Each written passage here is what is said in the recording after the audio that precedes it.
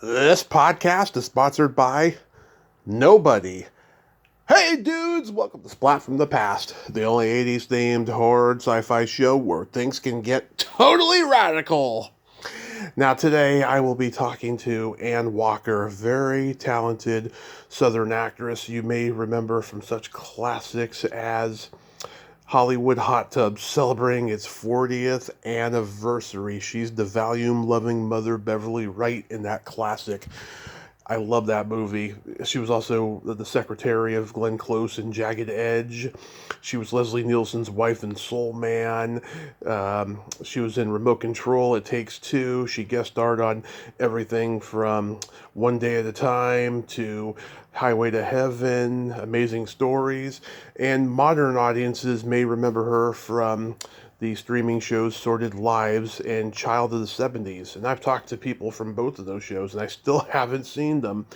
And we're going to talk about a lot of that stuff today, and I cannot wait. She's also had her own talk show called The Ann Walker Show, where she talks about LGBT issues and so forth. And it's going to be a great conversation today. I can't wait. As you know, I love my journeymen, my character actors, and she is certainly that. And I am so happy to be talking with her today.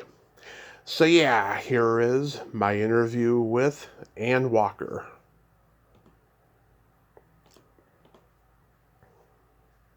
Hey Ann, welcome to the show. How are you today?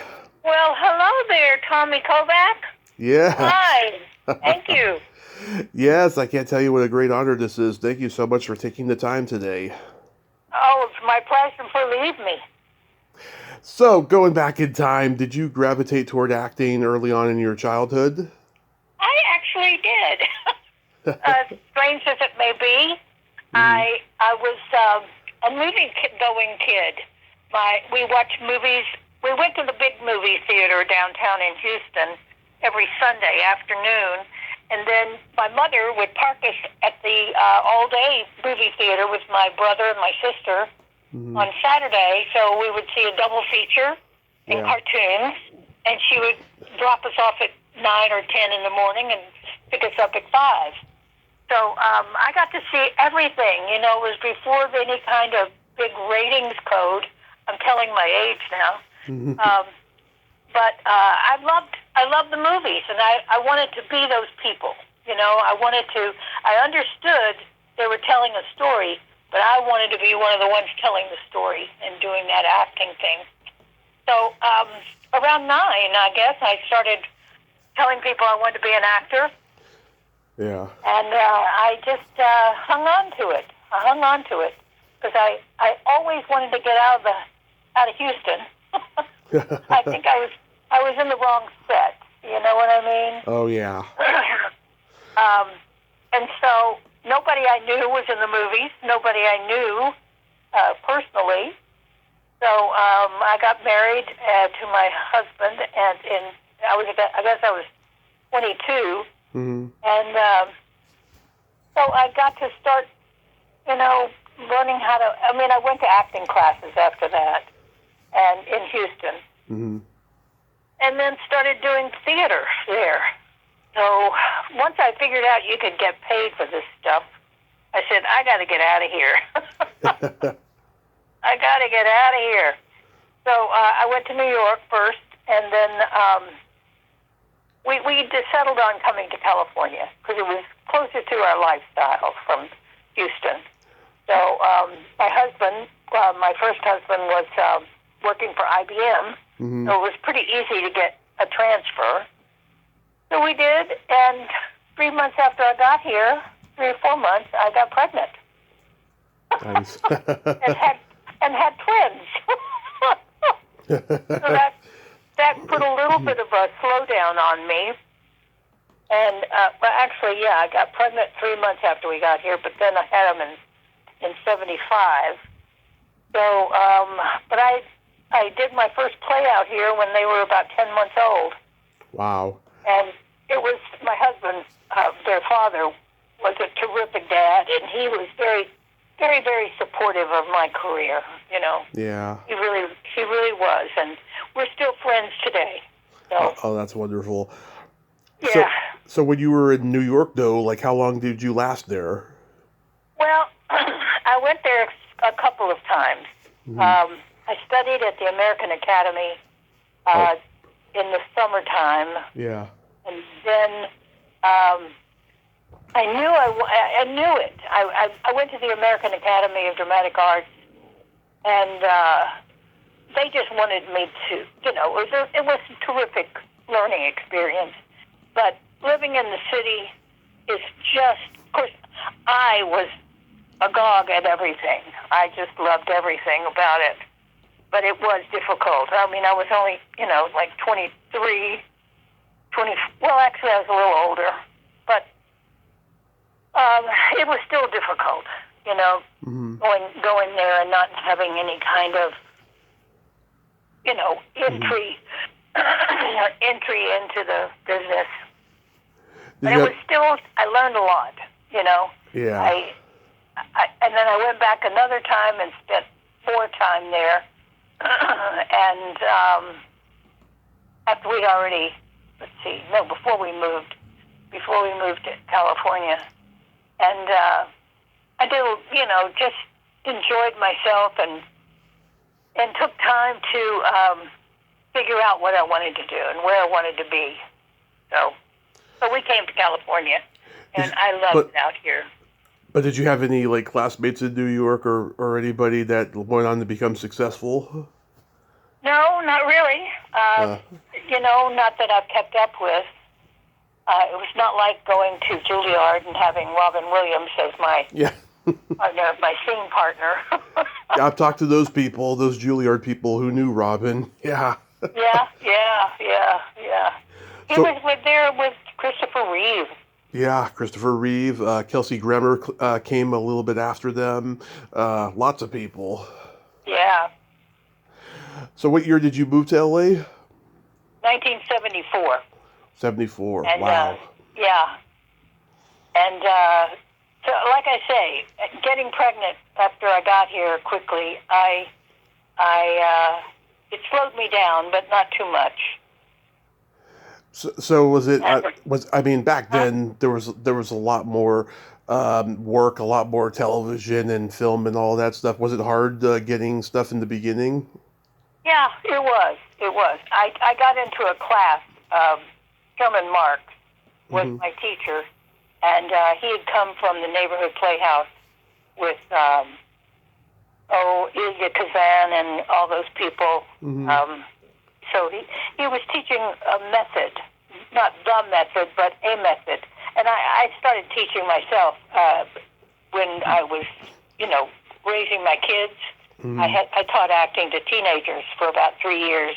Right. And I used a whole lot of different kinds of Hagen's books I taught from, and Viola Spolin, all the improv things. I mean, I knew about all this stuff, and it really solidified my own career as far as what I knew to do, And I think every acting coach, they may have a method, but it comes out through them. They teach what they know and how they feel, and I do believe I would have been happy with Uta Hagen at the Herbert Berghoff Studios, but that wasn't to be. So I just took my classes here and learned. You take classes, you do plays. Back in the olden days when we were doing plays, it was called equity waiver. So equity members could be in all these plays, but we didn't get paid. So now they have taken away all of that ability to do the work, and I think that's just a terrible situation. Yeah. That actors can't, because you can't put on a play anymore. It just costs too much money. When you're having to pay the actors full scale, equity waiver. They have contracts, but you got to really, you can't do a big play. You can't really afford to have more than 4 characters. Yeah. one set. And if you do want to mount it, I was in these incredible plays in the valley here. There was a theater called the McGaw Theater. Mm-hmm. And I played Sadie Thompson in Rain, and we had a tin roof and real rain that was circulated down in there. And it was just the most incredible. We did all kinds of big, extravagant productions. But not anymore. They don't have them out here. They do these little, unless some entrepreneur comes back around and, somebody with a lot of money. Yeah.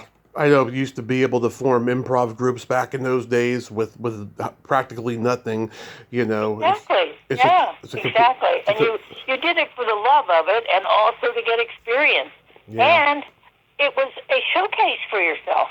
Yep. Because all the casting people made the rounds. If you got a write-up in the LA Times or Dramalog or one of these other trade papers, they would, you'd get put on this must-see list, and they'd all make it out. Now you couldn't beg them and plead with them or give them enough money to come and see a play in a little theater. I know. And it used to be, it was, everybody did it. And that's why you did equity waiver, because that was the showcase. Yep. And I finally got a pretty good agent at that time, and I started working. And it just sort of ballooned. Once you start working, work breeds work. And but I was still doing plays. I always did. That's how Del Shores found me. He saw me in a play. Yeah. And it was just it was just a good vehicle for everybody, Mm-hmm. Now you have to be I don't know what you've got to be. You have to be a social media influencer. You have to be a social media influencer for everything now. I know, and I don't get that. I really don't get it. It's just a business model. What's hot is what it is. It's temporary, like all things. So, yeah. And you never know when something's going to work. And these young people who have these followers, when we were doing Sordid Lives the first time, then we did the play, then we did the movie, and we started getting a little notoriety, and then we did the TV series. We started making public personal appearances all around the country when we were on the theater, the little circuit for films, what is it called? The film, when you go to... press junket. Film festivals. Yeah, film festivals. Yeah, junkets. We did, and we went everywhere. We had such a great time. So we started getting a little notoriety, and then when we did the TV series, we were just the cat's meow. I finally got to have what I'd always wanted was a little bit of notoriety, and I started getting a fan base. Well, that surprised the hell out of me. But it was so much fun. It was so much fun. And we just went everywhere. I had a great time. Yeah. So your first TV credit on IMDb was the Alice spinoff, Flow. How was that experience? That was great. I started, I had a friend of mine that I'd done shows with at the McGaw, and her dad was one of the producers on Alice, and the last 3-4 years of Alice, I was all the women's stand-in, and, if they had a dental appointment, or if they did this or that, so I got to work, for 3 or 4 days with everybody, and doing the camera setups and all that, and it was wonderful. I learned so much about 3-camera, acting with 3 cameras, and timing. So it started, and so I got to, anyway, it was a great learning experience. And then when what's her name? played Flo? Polly Holiday. Polly Holiday, yes. When she split off, I had known her, so it was a fun little part. I can't even remember what it was, but it was great. Yeah, Joyce Bulifant was on there. I've talked to her. Which one? Joyce Bulifant, the lady from the Mary Tyler Moore Show with the little voice. Yeah. Yeah. Yeah, very funny lady. Then you were on the anti-smoking episode of One Day at a Time. That must have been fun. Mm-hmm. Yeah, it was. It was every time I get to work. I tell you, it's like, there's when they call you and they say you got it, it's the best feeling in the whole wide world. And then, you go and you do the job, and it's just a wonderful experience. I really finally got to do what I wanted to do my whole life, is be an actor. Well, actually, I wanted to be a soap opera actor till I realized that that's a hard business. 50 pages a day. Yeah. It's amazing. And you can't stop. Yeah, it's a hard job. No, you don't stop. You don't go back. Did you get to meet Norman Lear on that show? No, I didn't, actually. I don't remember meeting him. Yeah. God, what an impact that man had. Oh, he certainly did. He didn't become a household name till he was 50, and he died at 101. That's a success story. Isn't that the truth? Yeah. God. Amazing man. And still stayed very, very, had so much acuity. He never dropped anything. He just went on and on and on, and was responsible for so many wonderful shows. Yeah, he literally changed television, because in the 60s, it was all silly fantasy sitcoms, after the 50s had been squeaky clean family sitcoms. And then he comes along and he says, this is what's happening in the world. Let's make it funny. And I can show you how funny it is, I mean, so true. It was amazing. Yeah. Where are you? Where do you live? Modesto, California. I'm new around here. I'm born and raised in San Francisco. But you're still a California boy, huh? Always, thick and through. Me too. I tell you, I may have been raised in Texas, but I tell you, I became an adult in California. Yeah, because you live the southern life over there, and you have to live by morals and codes, and then when you come to California, you can be you. Exactly, and that's what you really have to know how to do when you become an actor. Mm-hmm. You just use yourself. You find those places, and you go to those places, and that's the way it works. It's the 40th anniversary of Hollywood Hot Tubs. I've loved this movie since I was a naughty little boy watching it on USA Up All Night when I was a kid.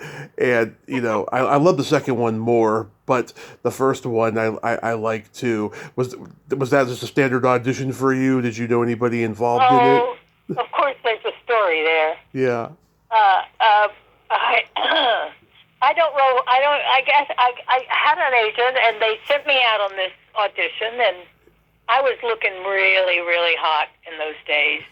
Yes, you were. Danced all the time, and I was very, very, I will say, I looked great. Yeah, you did. I really did.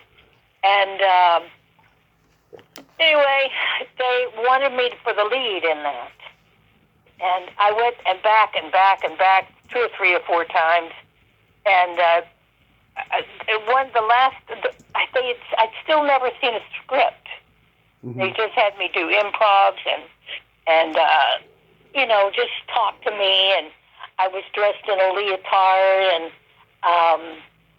had high heel shoes and leg warmers back in the 70s or 80s actually. And anyway, finally, I told my agent, on one of the times I went back, I said, listen, I have not seen a shooting script. Mm-hmm. And I said, this doesn't, and what's his name? Oh, God. the guy who used to direct porn films. Chuck Vincent. Yes. He was the director. So this was going to be his first R-rated movie that he directed, besides Double X's. Right. So I go in. My agent says, "Well, just ask him to see a shooting script." So I went in for this audition, and he said, "I said I would really like to see, guys, a shooting script. What we're going to be doing and what you're going to be asking me to do." I said, "Because I'm a member of the Limerick Avenue PTA elementary school. My kids go there." And I said, "I don't want somebody to turn on the TV one night and say, 'Oh, there's Mrs. Walker's breast hanging down.' or maybe more." And I said, "I need to know about this." And they said, "Well, Chuck likes to shoot an R-rated version, but then probably we'll be shooting an X-rated version to show overseas in Europe." Yeah. And I said, "Well, I'm not going to be able to do that." I said, I just don't think I'm going to be able to do that. So they gave me another part in it, and some girl who had just gotten back from working in Vegas doing some kind of Playboy After Dark thing. Mm-hmm. So she got it. But anyway, that was fine. I enjoyed my time there. Yeah. A little mood. Yeah, you're like popping Valium all the time. That does Valium even exist anymore? Like you never hear about it anymore. I don't think so. I think either that or it's just become like Tic Tacs, and we don't even hear about it. Yeah. But, oh my God. Yeah. I like it. You have that. I love that line though that I had. "Honey, we're just trying to save you from the butt smackers." Butt slammers. Yes. I love that line. That was perfect. I love it. Yeah. That was perfect. It's funny. Back then, there were so many lines. Butt slammers. Yeah, butt Just slammers. trying to save you from the butt slammers. There were so many lines like that in movies back then. Like in the Jewel of the Nile, Danny DeVito says to Michael Douglas, "Because of you, I had to spend 9 months in a cell with guys who wanted me to be their personal proctologist." That's a funny one too. Yeah, I mean, God, I just love those. Get away with those little things, yeah. Yeah, I just love those exploitation films from back in the day. They were so fun. Yeah. Here's something I'm sure you forgot about and it never comes up. The World of D-Base. The World of D-Base. What is that?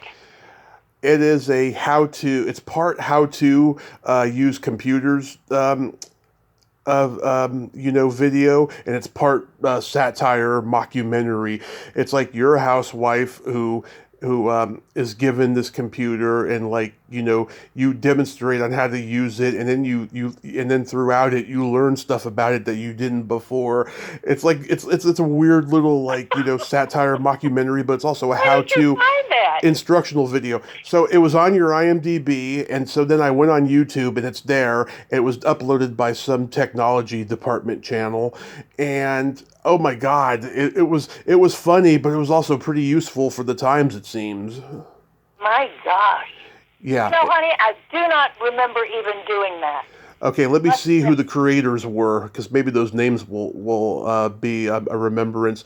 Yeah, and you looked so gorgeous. There's a scene where you're wearing a nightgown, and we see a little bit of your cleavage. Oh, woo-woo. Let's see. Larry Stewart Larry Stewart, Gendry Lee, Erna Akinow was the director, and it was written by Robert Bowers and Wayne Ratliff. And yeah, it was an instructional video. Marilyn O'Connor was in it. A bunch of people I'd never even heard of or saw again. Yeah. Wow, what year was that? 1984. Jeez. I did a lot of what do you call those? Instructional things, like. That's what it is. Yeah, it's an instructional film. Yeah. I did a bunch of those. Yeah. Did a lot of Spank ones. Which ones?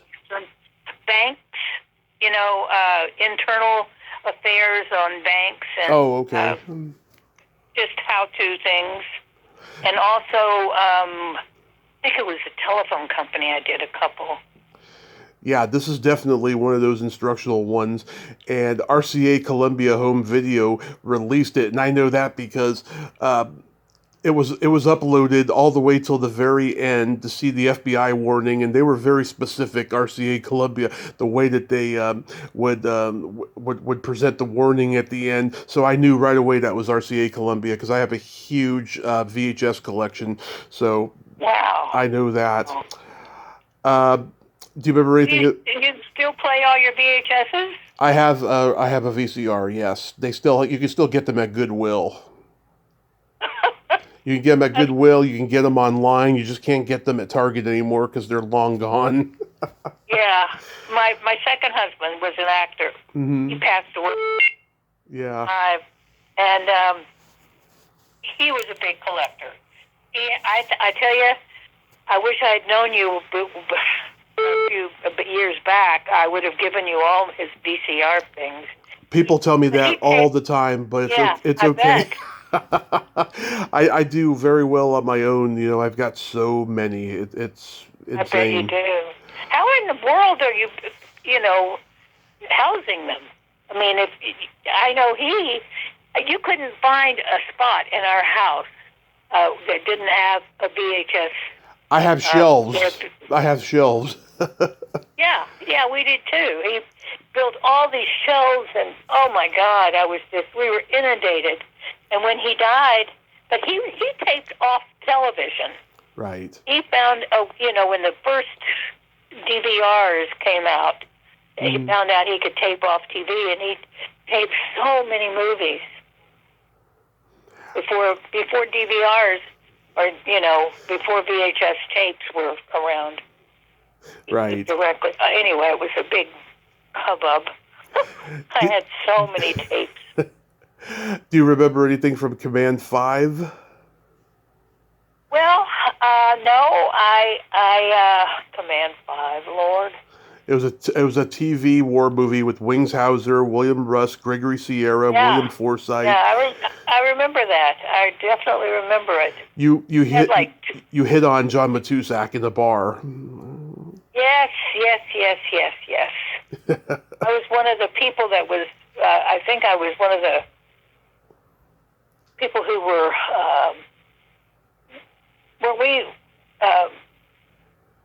You were kind of like you were kind of like a stripper, but in clothes. You were wearing like a dress, a fancy dress. I did a lot of those. Yeah. Yeah, and then you get into a bar fight with Sonia Smits because she's jealous. I'd like to see that again. It's on YouTube. Check it out. Okay, I will. I have YouTube.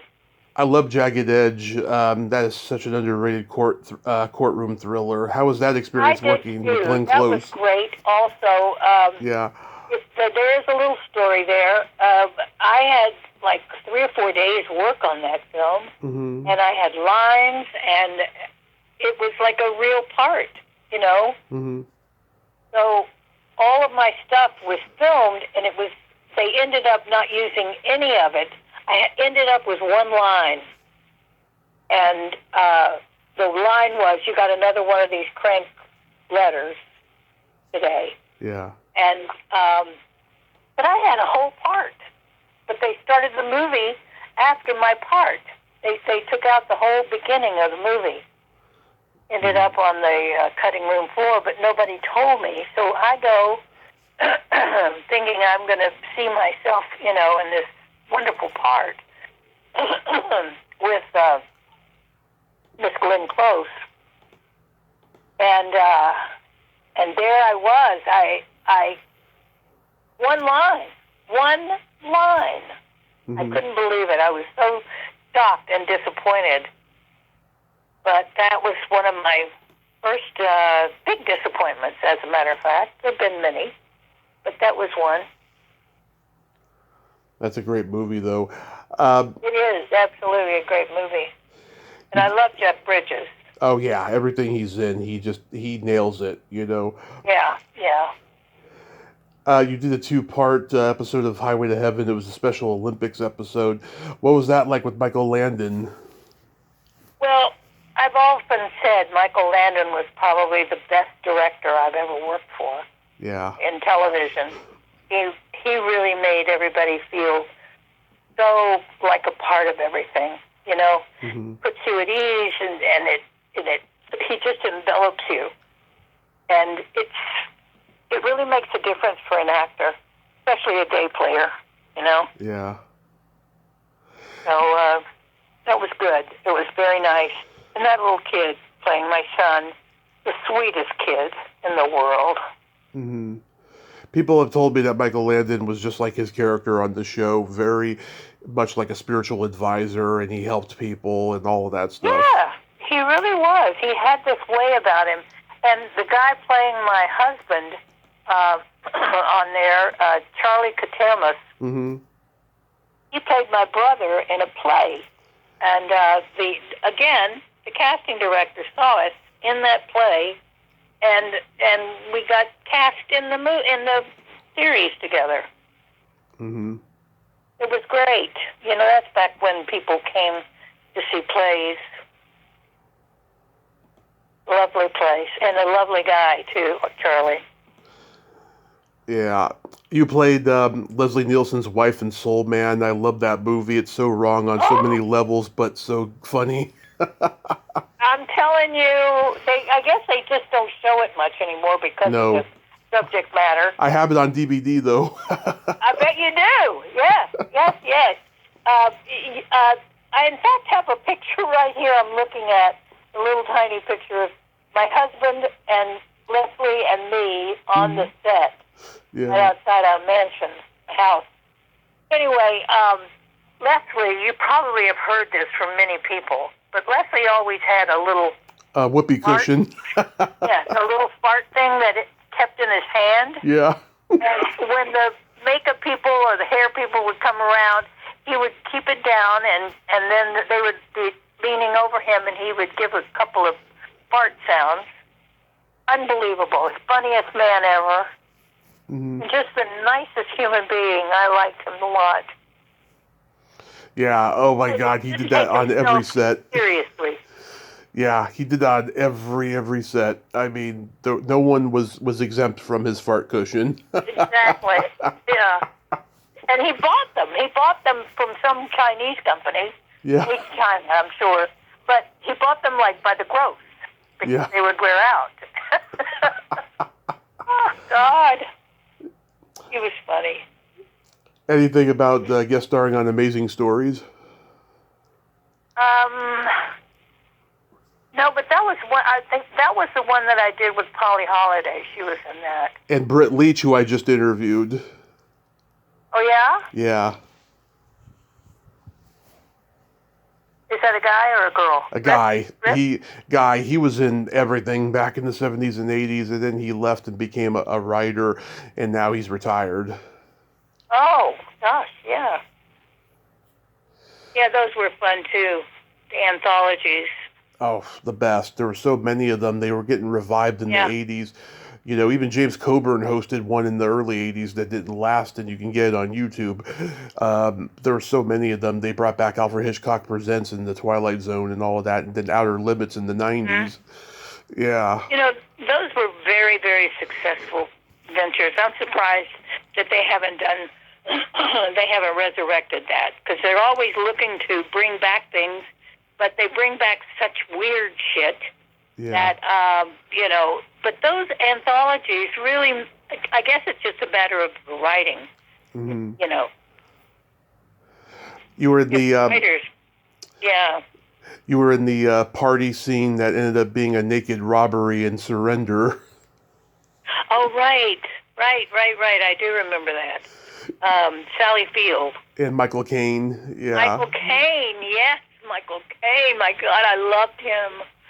We were just in a big scene, you know, we had a line or two. They're locked naked in that closet or whatever. It's so hilarious because you see Sally is like, 6 feet off the ground, stuck to him, and you just see her toes wiggling around with all these sound effects. It's so funny.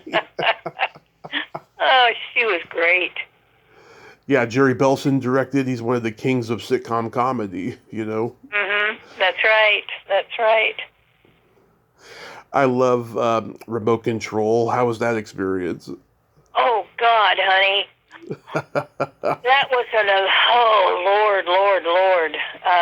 I ran around screaming for like a full hour, trying to. I was completely hoarse by the time I got off that film. But it was a very. I've not done many scary movies. Yeah. That one was sort of a horror film. It was sci-fi. It was like Twilight Zone-esque, horror, sci-fi. Yeah, right. Yeah. Right. And I've talked to Jeff Lieberman. He's a strange, interesting guy. And Deborah Goodrich is a friend. She's been on the podcast like almost every year since the beginning. I love her. Uh-huh. And yeah, it's like, that character that you play is so benignly scary because she's the glue to the story. We don't know what's going to happen, but just because she's on TV looking like a 50s housewife, it's horrific. I love that jumpsuit that they had me in, that hot pink with purple stripes. Yeah. And then they had these big spidery eyelashes on me. Yeah. I loved all that. I like those kinds of parts. Yeah, because Deborah told me she had her space age suit, and it was very hot wearing that thing the whole shoot. She didn't wear anything else during that shoot, and she didn't do any nudity. And she thought there was going to be a concern that she would have to do nudity for this movie because in the late '80s, there's all these every time there's a movie with teenagers, no matter what the genre was, there was always a nude scene. Yeah, exactly. Yeah, but yeah, it's a great movie, and it kind of predated Natural Born Killers.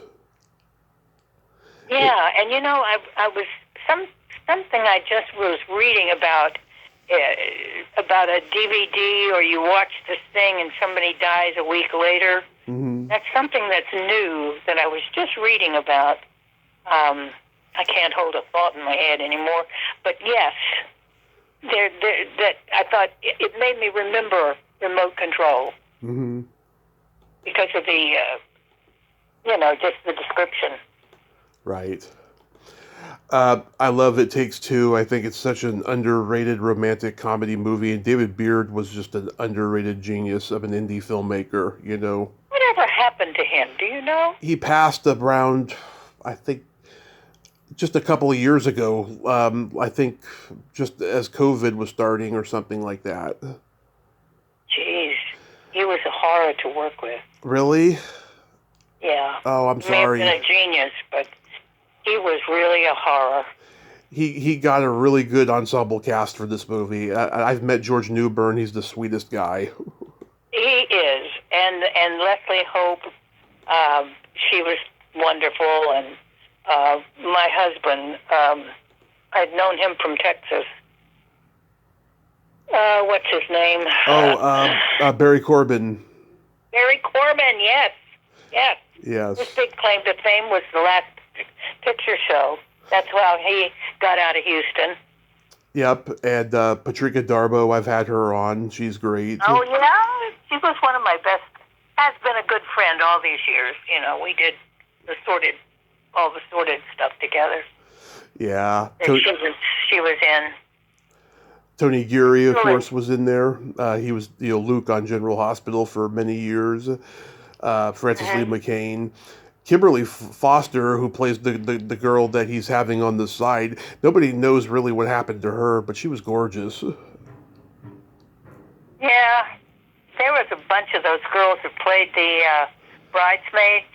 Mm-hmm. There was a lot of drug use on that film. Really? I think David was into the cocaine. I'm sure. Oh God, but that's terrible that you had a bad experience with him. Yeah. Oh God, he was just mean to me. He was mean to me. He was mean to Patrika. Anyway, Unfortunately, I shouldn't speak badly of the dead. I'm sorry about that. You were Okay. you played a teacher in a Mad TV sketch. How did that come about? Oh, God, yes, Mad TV. You know, I don't know how that came about. I just auditioned sometimes, and people hired me, and but it was fun. I kept thinking I could do this a lot, but they never had me back. I loved it. Yeah, it was a very funny show. It's funny for all the years it was on, I never watched it because I was such a Saturday Night Live purist. But I've watched the Yeah. episodes in recent years. I was like, "Damn, this is a funny show." And even back then, I would have loved it. I mean, I did watch like one of the first episodes when they were doing the Forrest Gump parody called Gump Fiction. It was like a Pulp Fiction Forrest Gump cross parody, but. Yeah. I wasn't into it in the beginning because it just got better as it went on, kind How of a long was thing. it on the air? I I would don't think it was on. I would say a good 14, 15 years somewhere around there. Mad TV was on that long? It was, yeah. Wow. I had no idea. A lot of people got their start on there, like Patton Oswalt. He was a writer.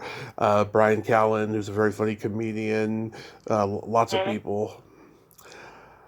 You played a nurse in Father of the Bride Part 2. That was fun. Yeah, Oh, my God. Steve Martin. Getting Yeah. in the makeup trailer in the morning, sitting with Martin Short. Mm-hmm. I mean, he kept me in stitches. Everybody, Mm-hmm. He was just so funny off stage and on. Just so much fun.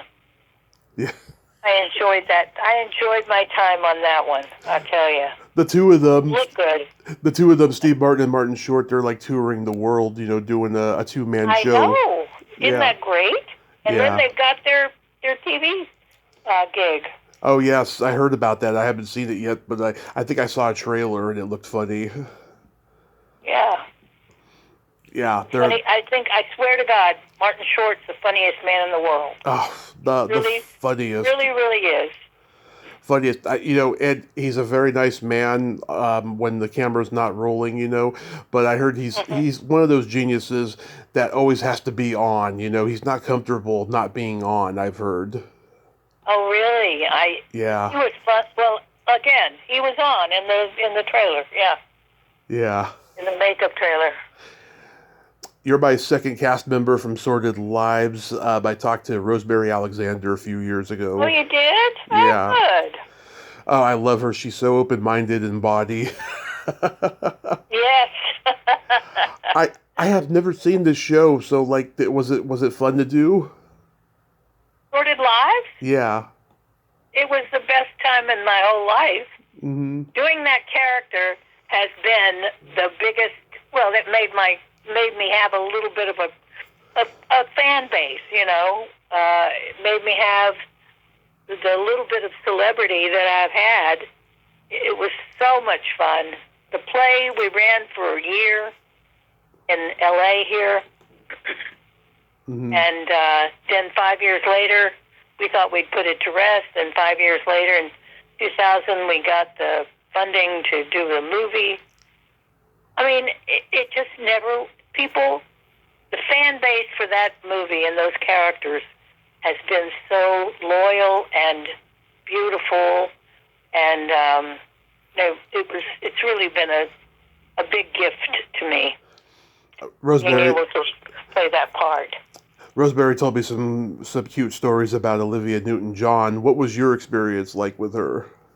Well, Del came to me and said, Olivia's going to play Bitsy May, so would you mind putting all of her lines, using your Texas accent, put all of her lines on a tape, and we'll send it to her so she can get the essence of the accent. So I said, sure. So I did, and everybody has always asked so much, how was Olivia to work with? And I swear to God, the woman was exactly what you wanted her to be. Mm-hmm. I mean, she was just the best woman in the world. Sweet, kind, endearing. Yeah. Every wonderful kind of accolade you can give her. She deserved every single bit. Yeah, I never heard one bad thing about her. And yeah, Rosemary told a story about taking Olivia to see a one-man show of a gay friend of hers who was doing this one-man show where he was just saying every curse word in the book and all these sexually inappropriate stories, and he said the whole time all he could hear was this one specific laugh, and it was Olivia's laugh the whole time. And like she introduced her to him after the show, and he was just so starstruck. Oh, I don't know who that was. I have no idea. Yeah, it's been a couple of years, but I remember the story. But yeah, I thought that was really, really cute. Yeah, yeah. She's just, well, like I say, there's not any, you can't say enough good stuff about her. Yeah. It's such a tragedy that we lost her.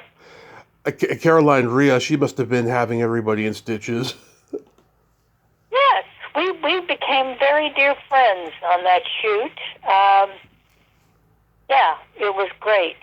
We gambled together, and I spent all my per diem on my gambling addiction. Mm-hmm. Thank God I didn't really have an addiction, because when we came home, I stopped, Yeah. Rue McClanahan would always talk about it on stage and say, well, one of our girls has a little gambling problem. Anyway, she would be funny. I loved working with her. She was the best thing that ever happened to that show. Beth Grant, I would love to interview her. She played a really nasty school teacher in a horror movie, Child's Play 2, and she ends up getting beaten to death with a ruler. It was so over the top and funny. Yeah. Well, she was everything you wanted her to be too. Salty and just, oh God. We would go to her room when we were shooting and have drinks. She always had a bottle of vodka. Mm-hmm. And we would have such a good time just hanging out with her. Love it. Another series you did that I still haven't seen, but I know everybody from, is Child of the 70s. Oh my God, I love doing that. That was fun. Yeah, oh my God. I know Bruce. I know Bruce Valanche. I know Sheena Metal. I know Kat Kramer, and Carolina White's a dear friend.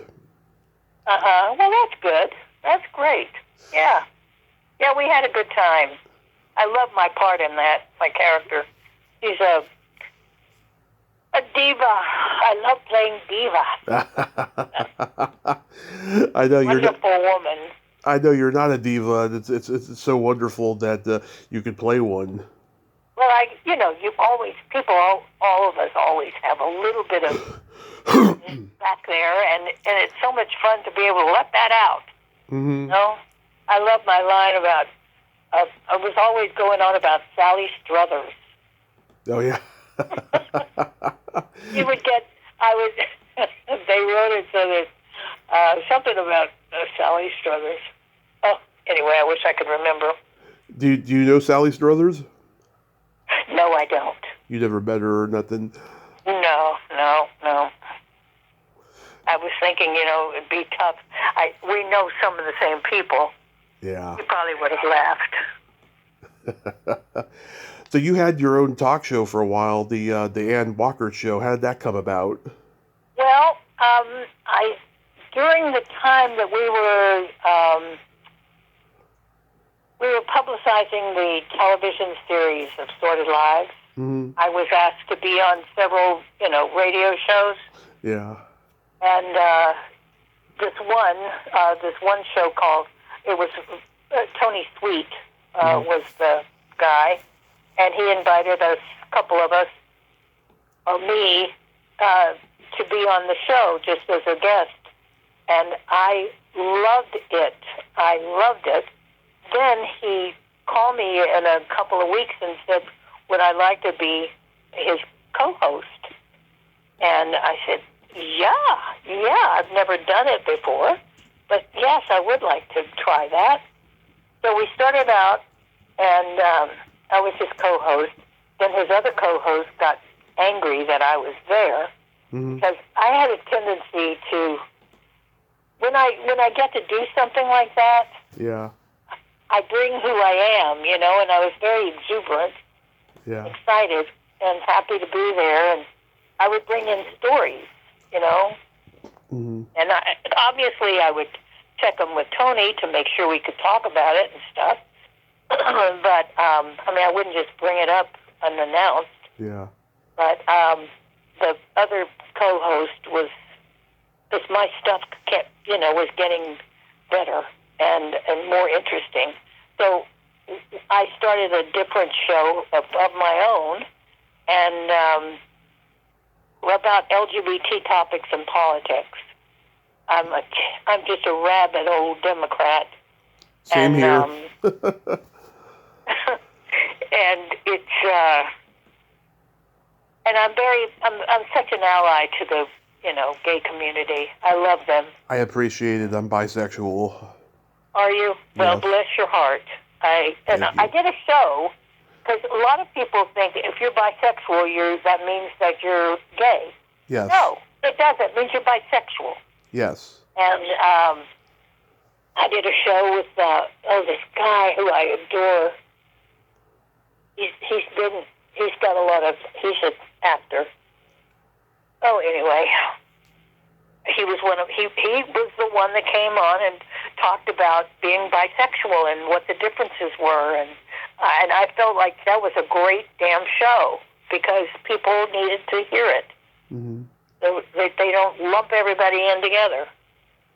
Anyway, beyond all that, I had so many wonderful guests on that show, and we covered so much territory. And then, when I was on for like 5 or 6 years, but we started.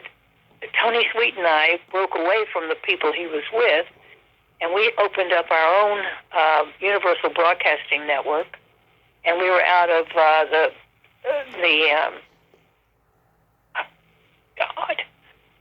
Sunset Gower. Oh, yeah. I love that place. Yeah, and it was a wonderful location for us. And we had a bunch of people who were, you know, on our network and everything, and I stayed doing that for a couple of years.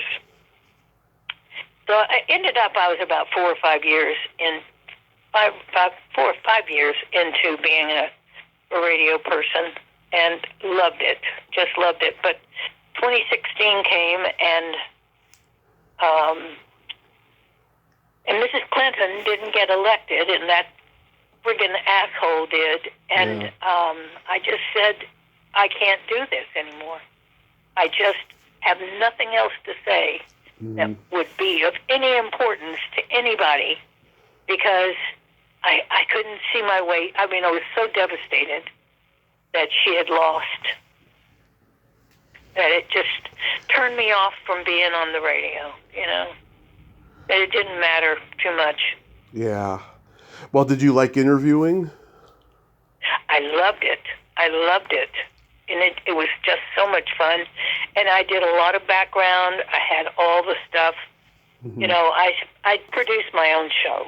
So and then Scott Nevins came, one of my last co-hosts. He just was a wonderful. When you get around in your 70s, I just turned 80 this year, which is so ridiculous for me to be 80. But anyway, I'm as you can tell, I can't come up with my words much anymore. And I'm very comfortable. I don't have any problem talking to you, but it's just my words. And so I realized that between that and Hillary not being elected, I said, I got to hang up my toe shoes. You know, I just can't be doing this anymore. So I'm retired and loving it. Just fine and dandy with me. So you don't have any upcoming roles? No, the last thing I did was the movie. It was a Lifetime movie about country Christmas something or other. Is that on my IMDb? Let me check it. Let's see. There was Clark and Gerard in pre-production, and then there's A Country Christmas Harmony. That's it. Country Christmas Harmony. Mm-hmm. And that was the last thing I did. But I've got a little movie some friends of mine are doing in September, and I'll probably do this little part. It's only a day's work of a waitress. Mm-hmm. So it'll be fun, and they're dear, sweet guys, and it's sort of a sad movie, but my part's okay. Awesome. I'm not sad. Awesome. It's quick, you know. Mm-hmm. So when people come, they call and they ask. Sure, I'll do it. I still have my agents, Mm-hmm. and I go out to audition. I just haven't booked anything lately. You will, because people love you. Oh, thank you. That's very sweet. Yes, I enjoy doing, the work. So it just takes me a little longer to learn my lines. Yeah, well, you get to a certain age, you start forgetting stuff, you know. Yeah, right. And, it's just a matter of life being life. You just can't stay. I wish we could stay as alert and quick on our feet and all that Mm-hmm. forever. Some people do. Absolutely. Real quick. And if somebody called tomorrow and said, "Would you like to do this TV series?" Mm-hmm. Hell, I'd hire somebody to work with me on every day and learn my lines and do it in a minute, in a flash. Because I still feel good. I still have got energy. So yeah, I would do it. Awesome. Real quick, we got to play my secret silly game. This is Okay. This is a series of silly slumber party questions. It's no win or lose. It's just pure fun. And how the game works is I ask you the question, you answer it, and then you ask me that exact same question and I answer it. And feel free to comment on the answers because they might be funny. Okay. And are you ticklish? I am ticklish. Are you ticklish, Tony? Yeah. Yes. If you tickle me without warning, though, I might hit you in the groin. That's exactly right. I have to explain to the pedicurist, don't touch the middle of my foot. Yeah. Ever. Go ahead. Is your belly button an innie or an outie? It's an innie. Is your belly button an innie or an outie, Tommy? It is also an innie, and this is National Belly Button Month. It's my favorite part of the body. Good. I read an article years ago. People who have deep innies tend to live longer, and they're much more generous, kind, and considerate. Yay! That's us. Yes. What color are your toenails painted? Red. Love it. What color are your toenails painted? They are clear-coated, and they look so shiny and festive, I'll tell you. You're so cute. I started painting my toes when I was 13. I've always liked to go bright, elaborate colors. Wonderful. Yes. What would you say is your best personality trait? I'm a good straight man. Because I forget jokes and I forget punchlines. So you can tell me jokes a million times and I will always laugh. So, go ahead. What is your best, what did you ask me? What is your best? Personality trait. Yeah, personality trait. I have empathy and Very loyal too. I have empathy and I have no filter. Well, that's me too. Yes. Funny. Huh. Yes. What's your favorite place to have a quickie in?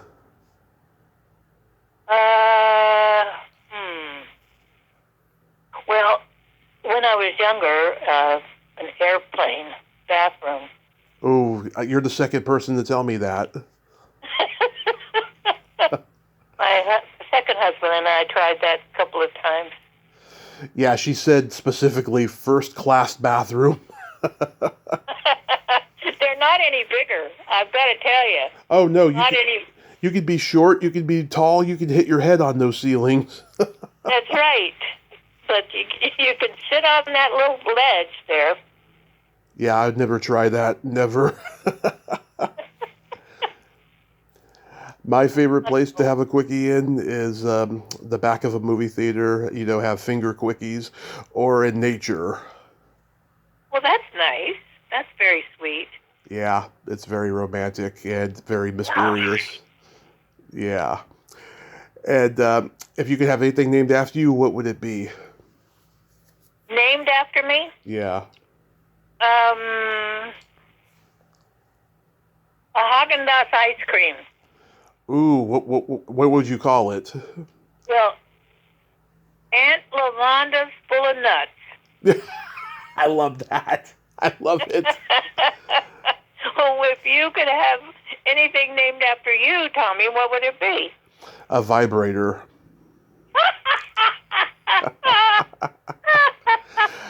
And what would it be called? The Tommy Chatsy.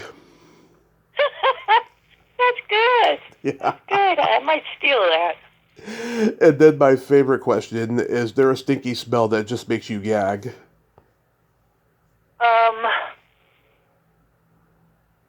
Yeah. Baby poop. Of course, that's a popular one. Is there a stinky one that makes you gag? Either farts or feet. Yeah, I can take farts and feet better than I can take baby poop. And I've got jokes for you. Okay. What do you call a boy that doesn't masturbate? Sad. A liar. Good. Okay. What kind of meat does a priest eat on Friday? God, I don't know. None. That's funny. Oh, God. And thank you so much for coming on today. You are just so delightful and wonderful. I loved it. It's the high point of my entire week, honey. Oh, my pleasure. Yes. And you are so awesome. And I just know you'll continue getting hired because you are so wonderful. Oh, you're a doll. You're just a doll, Tommy. Thank you so much. My pleasure. You have yourself a great rest of your day. Be safe and have fun this summer. I will. Thank you, darling. Thank you. Here. Bye-bye. Bye. Well, there you have it. Ann Walker, ain't she a sweetheart? Oh my God, so funny, so body, so open-minded. I love talking to her. She was fantastic. And people hire her because she's a very talented actress. Go through all those rules that we talked about today. She is fabulous. Well, until next time, this is Tommy Throwback Kovac saying there's no shame in living in the past because the present sucks. Later, dudes.